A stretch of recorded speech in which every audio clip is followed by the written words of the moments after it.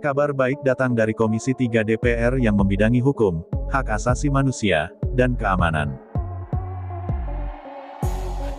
Mereka akhirnya menyetujui proses naturalisasi 3 pemain keturunan yakni Justin Hubner, Ivar Jenner, dan Rafael Struijk pada rapat kerja yang berlangsung di Gedung Nusantara II, Senin, tanggal 20 Maret tahun 2023.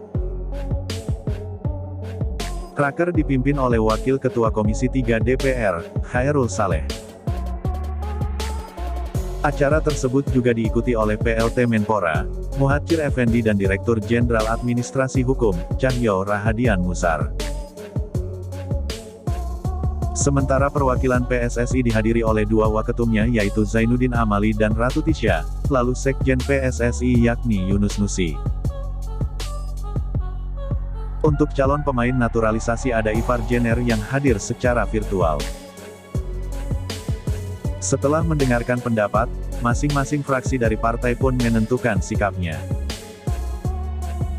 Hasilnya pun kembali berbuah manis lantaran masing-masing fraksi setuju permohonan naturalisasi 3 pemain timnas Indonesia U20.